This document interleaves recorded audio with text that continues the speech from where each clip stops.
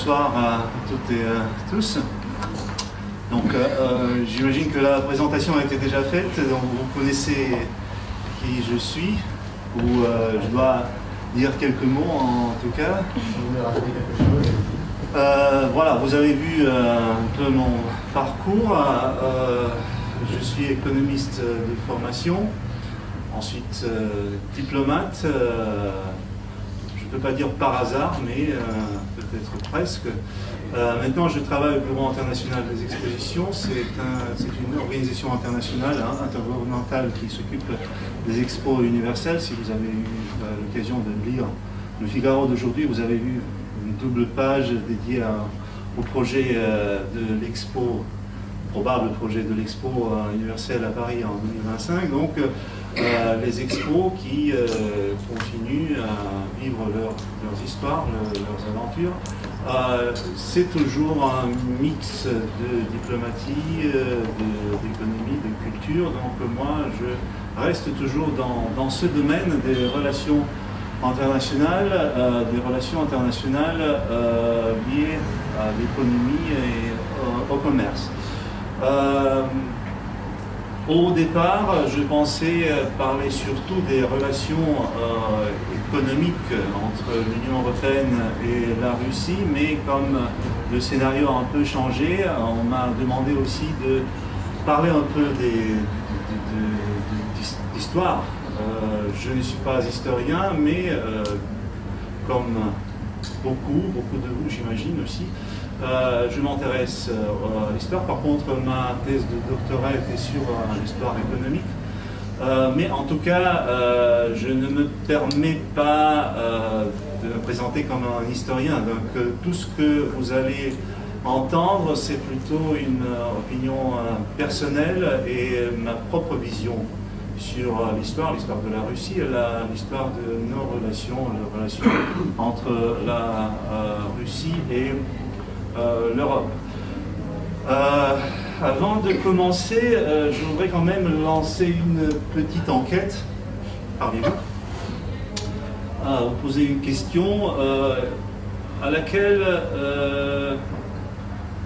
on n'a pas de réponse. On n'a pas de réponse précise. Chacun se prononce d'une façon ou de l'autre. D'après ses convictions, ses convictions, son éducation, son parcours, sa vision du monde.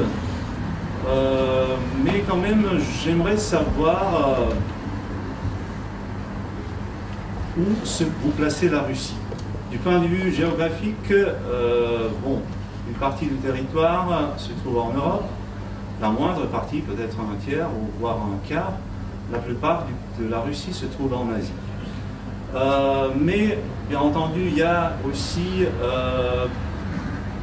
une approche au-delà de la géographie, une approche géopolitique, culturelle, si vous voulez, sur laquelle il y a un débat en Russie depuis plus de 100 ans. Où placer la Russie? Donc, moi, je voudrais comprendre aussi comment vous la placez, en levant la main. La réponse numéro 1, la Russie c'est un pays européen. La réponse numéro 2, la Russie c'est un pays asiatique. La réponse numéro 3, ni l'un ni l'autre. La Russie c'est un pays eurasiatique. La Russie c'est un pays à part. Donc, à vous de me donner votre avis. Qui pense que la Russie c'est un pays européen? Bien. Un pays asiatique. Donc c'est facile à imaginer que la plupart donnent la réponse plutôt à la version numéro 3, que la Russie c'est un pays eurasiatique, un pays à part dans ce monde. C'est ça? Levez la main. Voilà. Moi, je vous dis franchement que je réponds plutôt à cette question en suivant la version numéro 1. C'est-à-dire, la Russie, c'est quand même un pays qui appartient à la civilisation européenne. Et je ne veux pas vous convaincre, mais tout simplement, je voudrais commencer mon exposé, avant de passer aux questions d'actualité, aux questions économiques surtout, en vous expliquant ma position, ce que j'en pense, justement en partant des faits historiques. Par contre, encore une fois, en Russie, il y a un débat qui perdure depuis le XVIIIe siècle, peut-être depuis Pierre le Grand, où placer la Russie. Il y a toujours deux partis dans les milieux intellectuels, ceux qui sont pro-européens. En russe, on les appelle ou pas plutôt pro-occidentaux, parce qu'en russe, le mot c'est zapodniki. Et l'autre groupe, l'autre partie, ce sont les russophiles. Russophiles, c'est-à-dire ceux qui pensent que la Russie, c'est vraiment quelque chose de très particulier. Qu'on ne peut pas juger la Russie, qu'il faut juger la Russie d'une façon très particulière, à part, avec des standards à part.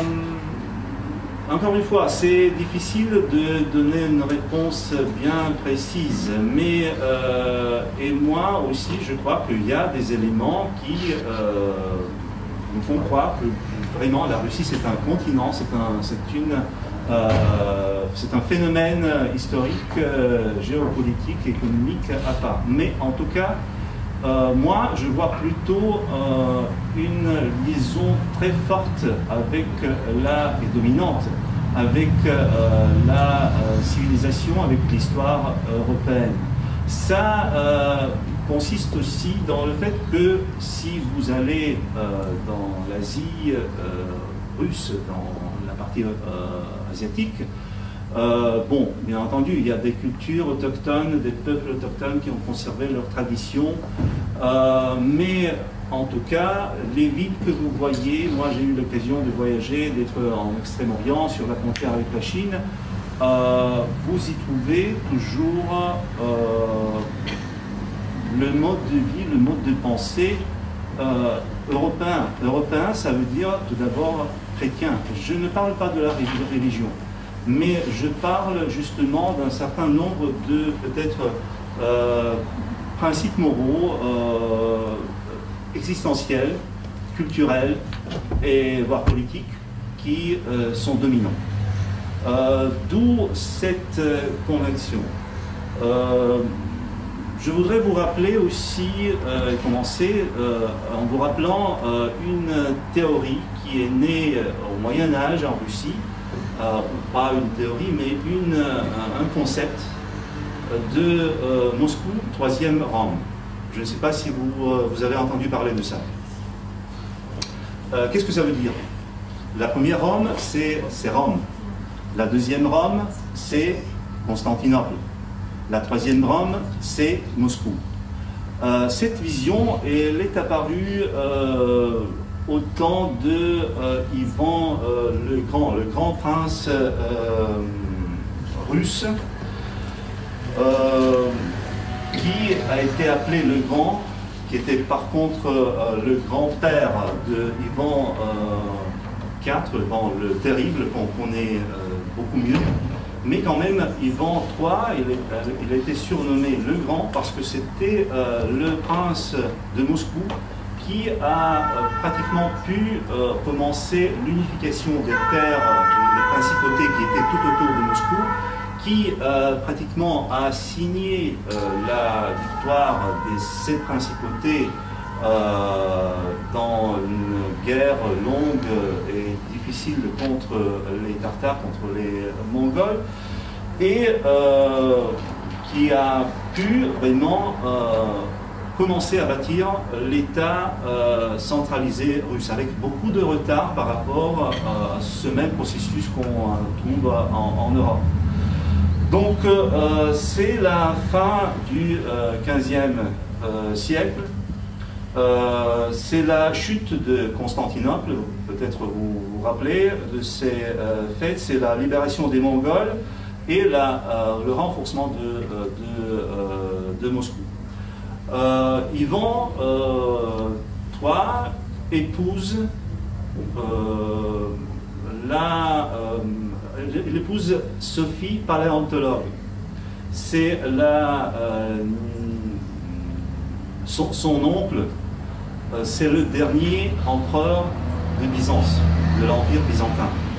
Elle-même, elle vit déjà en Italie, en exil, et ce mariage a été combiné, été organisé par le pape de l'époque, justement avec l'intention de renforcer les liens entre la papauté, le monde occidental, avec la principauté de Moscou, une puissance naissante, en sachant que les Russes, à l'époque, ils appartenaient déjà à l'Église orthodoxe.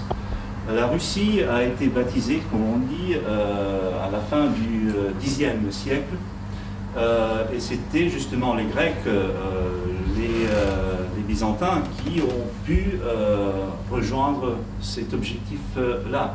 Et ce n'était pas seulement la religion chrétienne qui est arrivée à l'époque dans les terres slaves, mais c'est aussi la culture, c'est aussi l'écriture qui a été transmise de la Grèce, du Byzance, vers ce qui est devenu la Russie. Donc, Ivan III, il épouse Sophie, paléontologue, Zoé, paléontologue, qui est devenue Sophie, parce que par contre, elle était déjà catholique. Et elle est devenue orthodoxe en arrivant à Moscou. C'est un mariage très politique, très politisé. Pape n'a pu atteindre son objectif, c'est-à-dire la principauté de Moscou n'est pas devenue catholique. Elle est restée orthodoxe. Mais pour Moscou, c'était un coup vraiment très important du point de vue politique, c'est-à-dire de confirmer ce lien qui existait déjà avec le monde byzantin. Le monde byzantin qui est quand même le monde européen. Si nous revenons encore en arrière, c'est toujours l'héritage de l'Empire romain qui persiste. C'est une fusion de l'Antiquité avec l'Église et la religion chrétienne, qui sont les principes peut-être fondamentaux de la civilisation européenne, qui a été partagée à un moment donné dans deux parties, celle occidentale avec l'Église catholique et avec la prévalence de la culture romano-germanique, et de l'autre côté l'Église chrétienne, orthodoxe, grecque, slave, mais quand même toujours liée et ancrée à cette tradition que moi je suis convaincu que c'est une tradition purement européenne. Après ce mariage, il y a des choses très intéressantes qui arrivent. D'abord, Ivan, le grand prince de Moscou, il adopte, en suivant toujours cette ligne, Moscou, 3e Rome. Et par contre, entre parenthèses, on disait après, et on n'aura pas la 4e. C'est-à-dire, Moscou, elle hérite ce qui a été fait, ce qui a été créé à Rome, en Occident, en Orient, à Constantinople, et il continue cette ligne-là. Il adopte aussi les armoiries des paléontologues qui est l'aigle bicéphale, que nous avons aussi maintenant en Russie comme armoirie d'État officielle. Ensuite, un peu plus tard, c'est déjà son grand-fils, Ivan le Terrible, qui adopte aussi le titre tsar, que vous connaissez bien. C'est une émanation de César. Ça, c'est prouvé du point de vue linguistique que cette transformation des mots, ça arrive souvent. Par contre, Caesar, c'est aussi le même mot, César, qui est à l'origine. Toujours pour manifester cette continuité. Mais à part ça, à part ces éléments symboliques, il y a aussi d'autres choses frappante. Qu'est-ce qui se passe à l'arrivée de Zoé, Sophie paléontologue? Elle amène, quand elle arrive de l'Italie, elle amène avec elle, quelques temps plus tard, des architectes italiens. Je vous rappelle juste les dates. Le mariage, ce mariage a eu lieu en 1472. 7 ans plus tard, Zoé amène en Russie un architecte, plutôt un ingénieur, mais qui est devenu aussi architecte italien, Aristotele Fioravanti, qui a la tâche de bâtir la cathédrale de la Dormition. C'est la cathédrale la plus fameuse du Kremlin de Moscou. Elle est bâtie bien évidemment avec, selon tous les canons, tous les principes de l'architecture religieuse russe, mais c'est un fait marquant. C'est un Italien qui commence à bâtir le Kremlin de Moscou.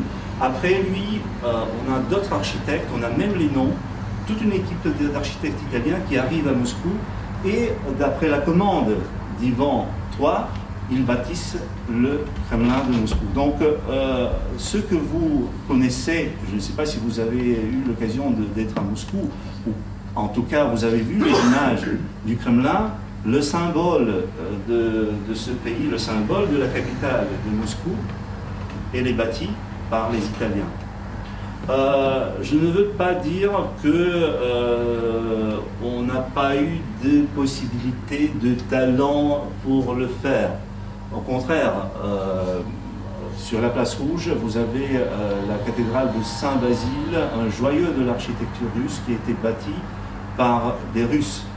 Mais cette fusion des talents occidentaux venus de l'Italie avec la culture russe a donné vraiment un résultat incroyable. Et souvent, on ne s'aperçoit pas de cette fusion qui a eu lieu déjà plus de 500 ans.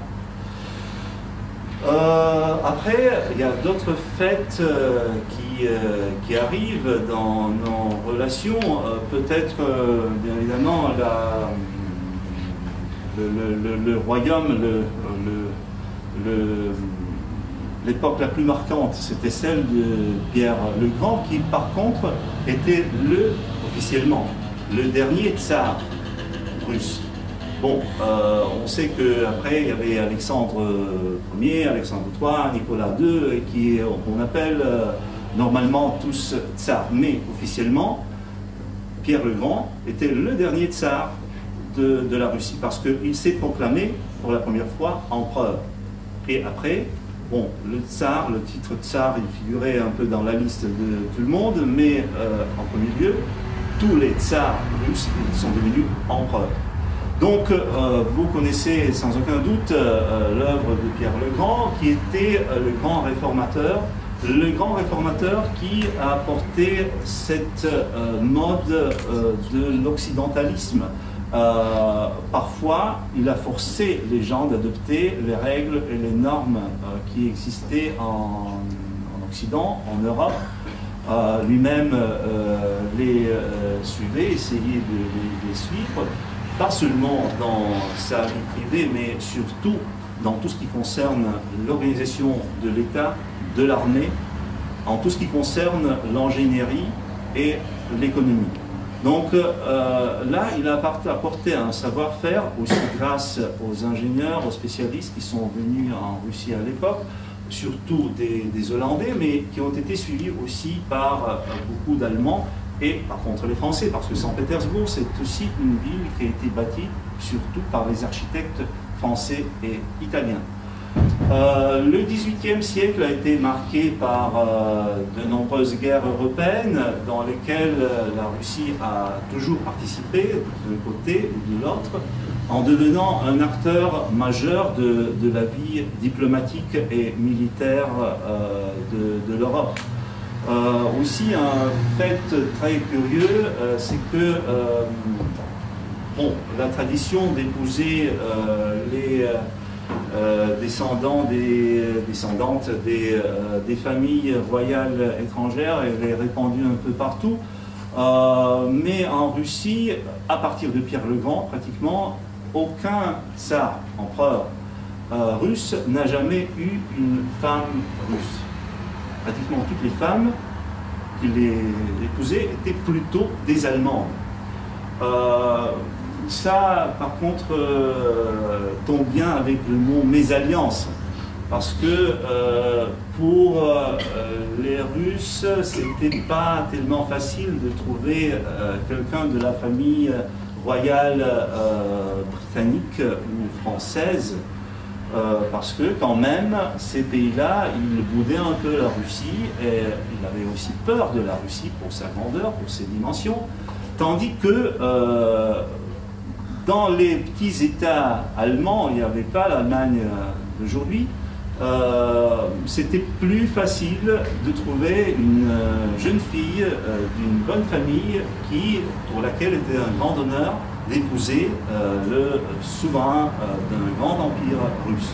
Donc ça a aussi forgé un lien très étroit entre la Russie et l'Europe, surtout avec l'Allemagne. Le XVIIIe siècle, il est marqué justement par la présence allemande très forte, soit dans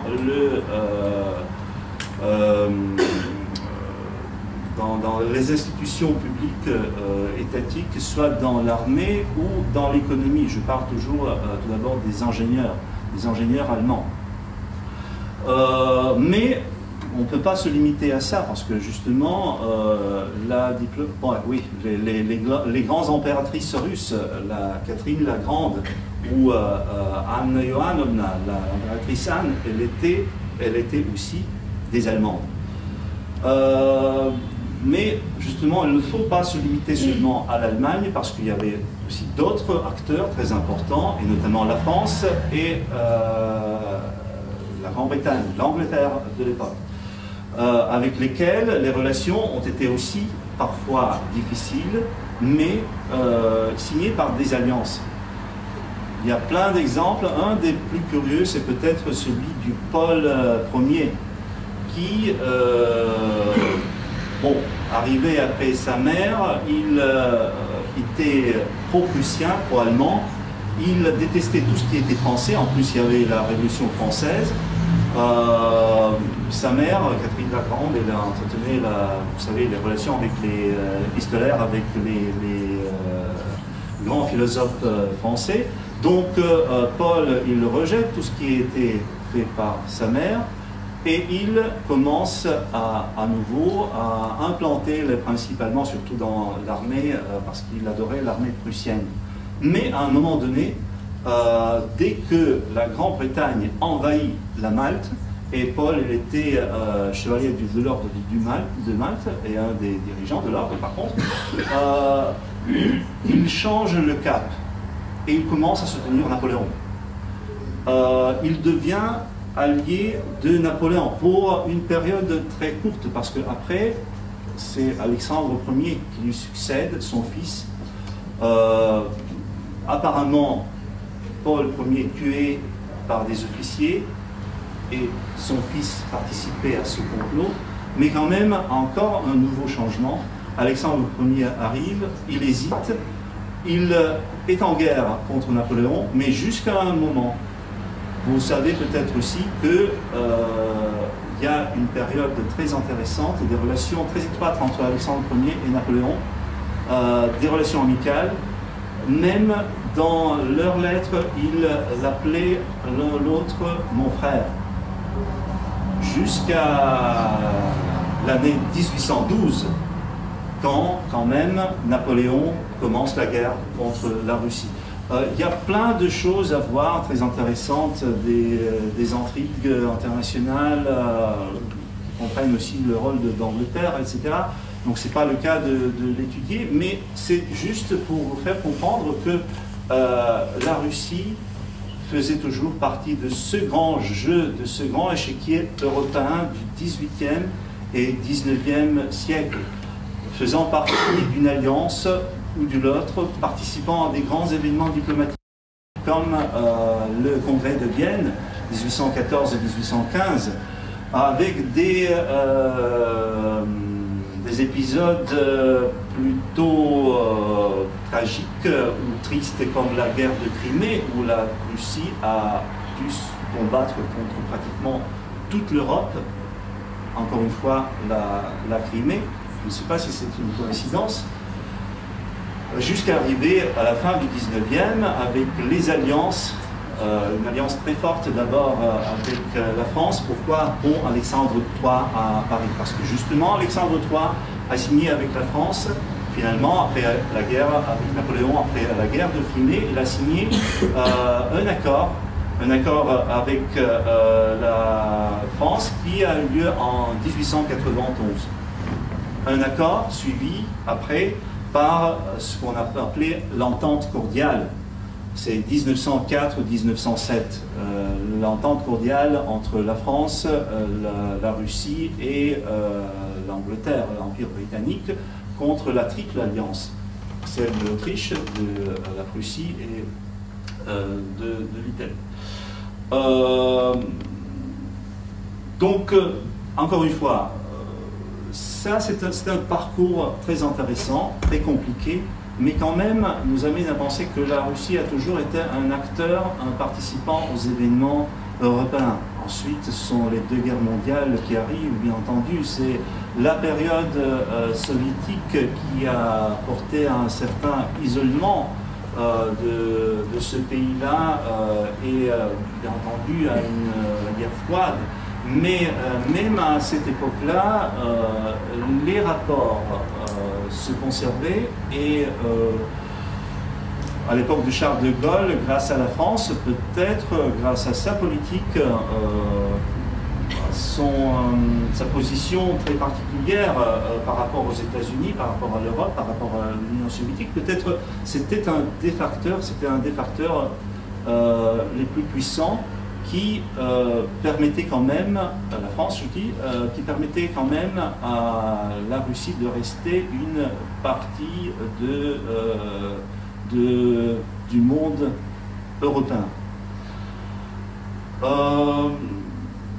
Si nous passons déjà de près à l'Union européenne ou à la communauté européenne, les années 60, 70, voire 80 ont vu plutôt des relations bilatérales qui existaient entre l'Union soviétique et les différents pays de la communauté européenne jusqu'à la fin des années 80, l'époque de Gorbatchev, de Perestroïka, l'époque à laquelle, pour la première fois, on a signé un accord de coopération Union soviétique, Communauté économique européenne, qui est devenue peut-être la base des futures relations au niveau institutionnel, qui ont été formalisées en 1994 avec l'accord de partenariat de coopération entre la Russie et l'Union européenne. C'est l'époque du président Yeltsin. C'est un accord cadre, un accord de caractère assez général qui devait exister, il avait une durée bien définie de 10 ans, même si on prévoyait un renouvellement automatique. Et en principe, nous vivons encore avec cet accord-là, même si malheureusement, il ne donne aucun résultat, il ne marche plus. C'est un outil qui est désormais est devenu obsolète avec tous les changements qu'a eu l'Union européenne et avec tous les changements que la Russie a vécu ces dernières années, surtout dans les années 2000. Parce que, en effet, l'accord qui a été signé en 1994 a été signé dans la situation d'une Russie affaiblie, d'une Russie en pleine crise économique, politique et morale, tandis que l'Union européenne déjà préparait son élargissement, et l'élargissement était déjà en cours. La donne a beaucoup changé justement dans les années 2000 et on a essayé de retraiter cet accord-là sans succès malheureusement. C'est-à-dire vers le début des années 2000, des négociations ont été entamées parce que les deux parties comprenaient que l'accord signé en 1994 ne servait plus à rien. Mais malheureusement, on n'a pas pu aboutir à un résultat, à un nouveau accord entre la Russie et l'Union européenne. Et vous comprenez bien qu'actuellement, c'est hors de question de retraiter cet accord et de créer un nouveau document. En tout cas, vers 2005, avec Romano Prodi, on a essayé de bouger un tout petit peu et c'est à cette époque-là que la Russie et l'Union européenne ont signé quand même 4 feuilles de route pour créer 4 espaces communs. Un espace commun économique, un espace lié à la liberté, justice et sécurité, notamment dans le contexte de la migration, de tous les changements qui ont eu lieu dans le monde, la sécurité extérieure, surtout liée au défi du terrorisme, et bien entendu le 4e, c'est la recherche et enseignement. Il faut dire que c'était un pas très important, mais quand même qui est resté assez vague parce que un vrai cadre institutionnel, il manquait à cette époque-là et il manque toujours. Quelles étaient les raisons? Pourquoi on n'a pas abouti à un document déjà dans les années 2000 et pourquoi nous sommes arrivés à une situation dans laquelle on se trouve maintenant? On dit souvent que, et moi je suis d'accord par contre, l'affaire de l'Ukraine c'est vraiment une page tragique dans notre histoire commune. C'est une page tragique dans l'histoire de l'Ukraine, tout d'abord, mais aussi de l'Europe et de la Russie. Mais peut-être c'était plutôt une espèce de déclic de prétexte pour mettre en évidence toutes les divergences qui existaient déjà et qui existent toujours dans les relations entre l'Union européenne et la Russie. Depuis le temps quand la Russie est devenue vraiment plus forte par rapport aux années 90,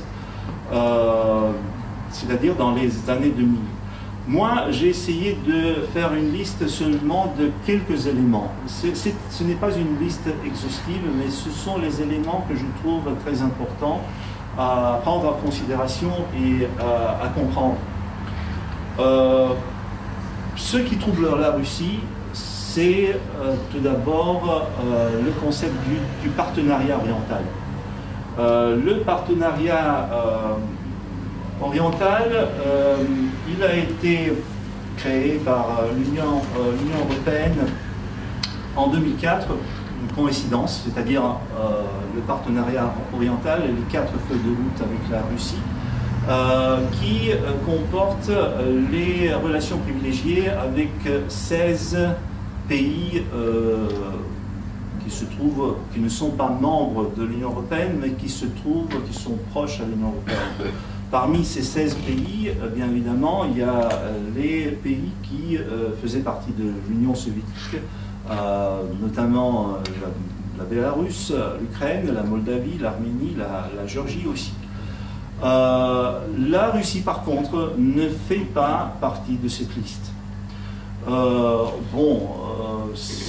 n'est pas fâché pour ne pas appartenir à cette liste-là, mais quand même, ce partenariat oriental est vu et vécu par la Russie comme une espèce de menace à une zone d'influence où elle a toujours joué un rôle très important. Le dialogue énergétique, le mot dialogue peut-être c'est je ne sais pas si c'est un mot vraiment adapté aux circonstances, mais quand même, les relations dans le domaine énergétique. Ce qui fâche vraiment, c'est le troisième paquet énergétique de l'Union européenne. Et dans ce paquet-là, ce sont les intérêts de Gazprom qui sont touchés, notamment parce que le producteur du gaz, d'après ces normes européennes, ne peut pas être propriétaire des gazoducs. Il doit réserver une partie du réseau. Une partie du réseau doit rester libre, donc inutilisée pour des raisons de sécurité. Et en plus, le fournisseur doit suivre une certaine procédure de certification européenne liée toujours à la question de sécurité énergétique européenne.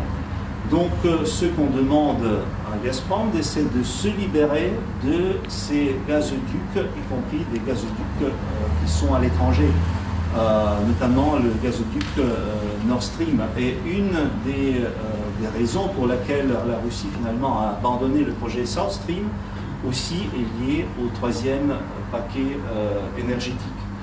Sans citer d'autres sujets, d'autres problèmes qui existent, par exemple la vente du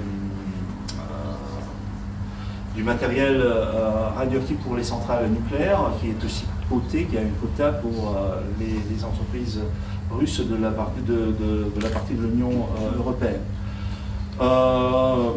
La question liée à Kaliningrad, bon, j'ai mis aussi les russophones des pays baltiques, mais en effet c'est un sujet un peu à part. Mais Kaliningrad, c'est vraiment un sujet avec une S majuscule, parce que c'est une enclave russe qui est entourée par les pays de l'Union européenne, la Pologne et la Lituanie. Et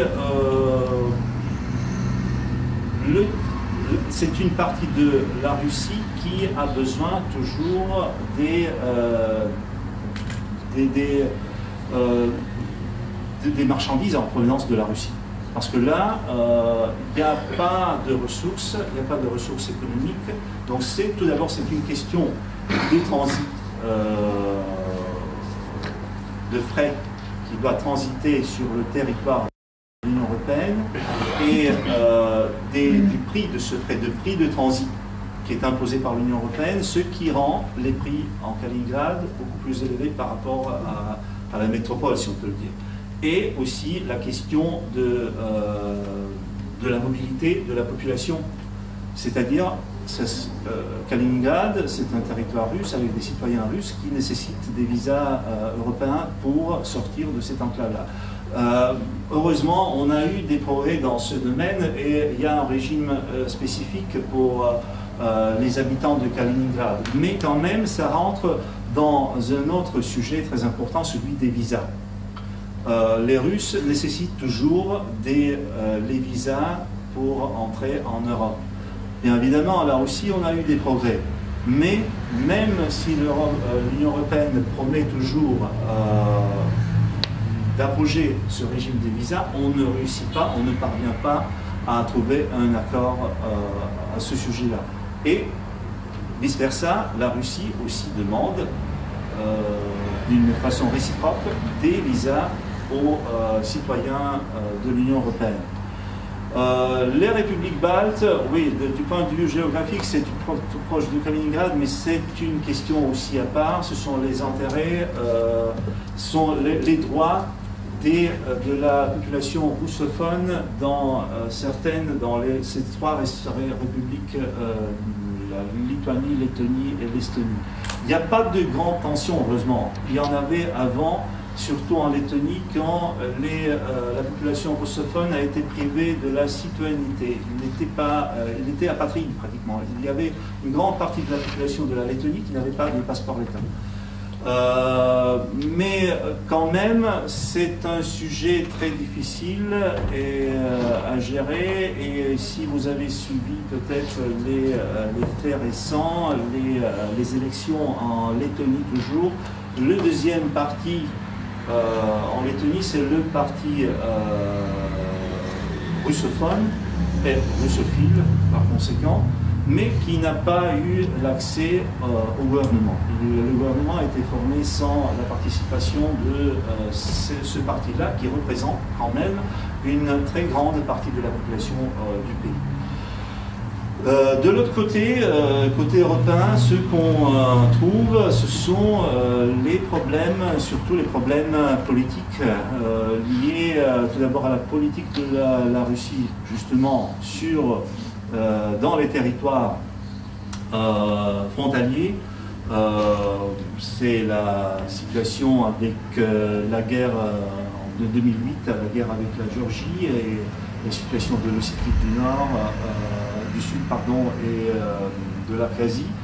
La Transnistrie, la Moldavie, la Transnistrie, c'est toujours aussi un sujet très, très difficile et très compliqué, où la Russie est présente avec ses forces armées, les forces de paix, mais quand même avec un contingent militaire. Et finalement, nous arrivons aussi à ce que nous avons aujourd'hui, c'est le problème de l'Ukraine. La politique énergétique, encore une fois, c'est déjà une réponse symétrique, c'est-à-dire éliminer le monopole du Gazprom sur le transit du gaz, sur le transport du gaz, tout d'abord, et aussi les questions du droit de l'homme, que vous comprenez bien, vous lisez bien les journaux, et je crois que la presse française en parle beaucoup, et c'est un des sujets préférés des journalistes. Mais en tout cas, il y a des éléments fondamentaux dans nos relations. C'est une slide, bon, je la laisse sans commentaire, je vous prie de m'excuser si j'ai un peu changé l'ordre de mon exposé, mais ça, c'était justement une illustration à ce que pourrait signifier cette mésalliance. Parce qu'en effet, nous avons deux réalités bien différentes du point de vue économique et géopolitique, et les statistiques le montrent très bien. Et par contre, là, j'ai mis la croissance du PIB dans les années 2000-2007, c'est-à-dire avant la crise 2008-2009 et avant la situation qu'on trouve maintenant en Russie et par contre en Union européenne. Ces années-là et ces taux de croissance expliquent beaucoup la position russe dans ces années-là, la position de force. Parce que la Russie a compris que à cette époque-là, économiquement, les perspectives étaient tellement bonnes qu'elle pouvait dire non aux conditions que l'Union européenne a imposées dans les années 90. Donc, après cette petite parenthèse, les éléments forts quand même qui restent et qui persistent et qui,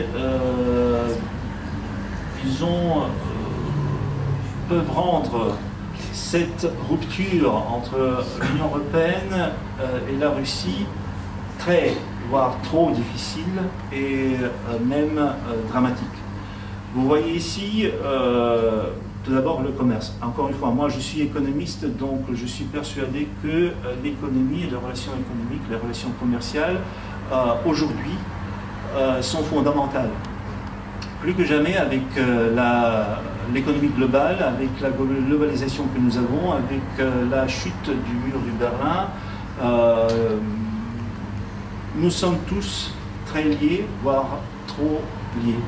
Les chiffres le montrent très bien. On a eu une croissance considérable de nos échanges économiques ces dernières années. Vous voyez aussi la chute en 2009, mais une chute très naturelle et très évidente, avec une forte croissance juste après.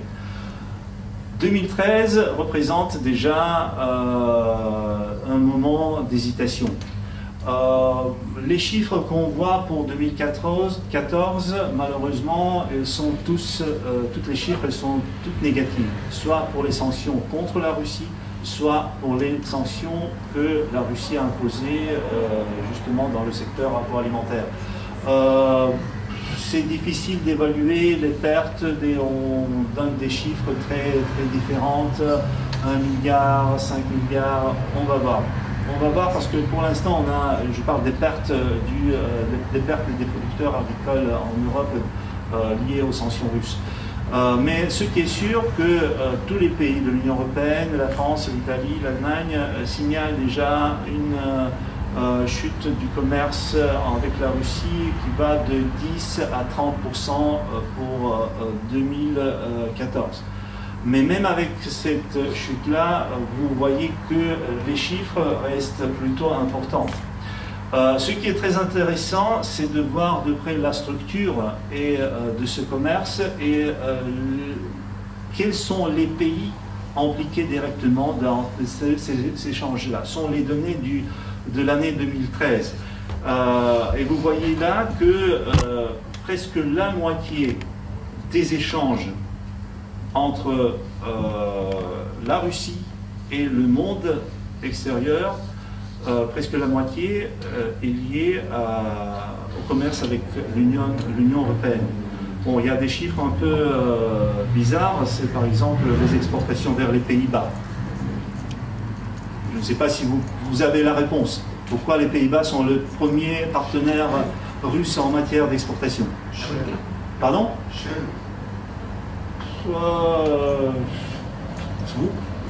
C'est proche, mais c'est pas vraiment Shell.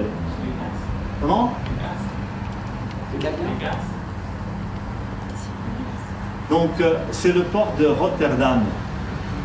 Le port de Rotterdam, c'est le hub du commerce pétrolier européen et aussi un hub de l'industrie pétrochimique européenne. Donc, la plupart du pétrole qui est exporté, pas essentiellement en Europe, mais transite par Rotterdam. Donc ça augmente les chiffres, ça donne les Pays-Bas comme le premier partenaire européen. Mais quand même, il y a aussi l'Allemagne, la Pologne, l'Italie et la France qui figurent plutôt parmi les premiers exportateurs vers la Russie. Donc vous voyez qu'avec cette structure-là, le rôle, le poids du commerce avec l'Union européenne est très important.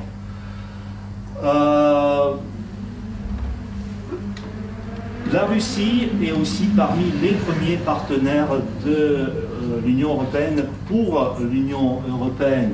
Vous voyez ici, par exemple, que la Russie elle occupe la 4e place en ce qui concerne les exportations européennes. C'est-à-dire, c'est le 4e partenaire après les États-Unis, après la Chine et la Suisse. Bon, la Suisse, c'est aussi un truc statistique parce que là, il y a beaucoup de sociétés qui sont enregistrées. Sur le trading, c'est pas forcément que tous les produits sont exportés en Suisse, mais du point de vue statistique, elles peuvent transiter là-bas. Mais quand même, encore une fois, la Russie occupe une place très importante en ce qui concerne les produits provenant de l'Union européenne et bien évidemment pour l'Union européenne c'est aussi un partenaire très important en ce qui concerne les exportations russes vers l'Union européenne. Encore une fois, ce sont les hydrocarbures, le gaz, le pétrole qui jouent ce rôle très important. Encore un élément très intéressant, ce sont les investissements. Peut-être même c'est plus important que le commerce. J'ai mis en tout petit les investissements directs. Je ne parle pas des investissements de portefeuille, mais les investissements directs, c'est ce qui est le plus intéressant, le plus emblématique. En tout petit parce que, en effet, les investissements russes en Union européenne ne peuvent pas être considérés comme très importants et décisifs. Pour avoir une idée, les États-Unis, c'est le premier investisseur en Union européenne. Il a presque un 40% du stock d'investissement direct en Europe, tandis que la Russie, c'est un peu plus d'1% seulement. Mais en ce qui concerne les investissements européens, le rôle de l'Europe ici, elle est très importante. Et il faut prendre en considération ce fait parce qu'il s'agit vraiment des capitaux investis en Russie, des entreprises qui sont basées en Russie et donc pour lesquelles tout conflit politique, diplomatique, c'est un risque très fort. Et donc là, ces entreprises, elles sont vraiment rattachées à la nécessité de conserver des relations, si on ne peut pas dire de bonnes relations, mais quand même des relations constructives et positives entre les deux unités.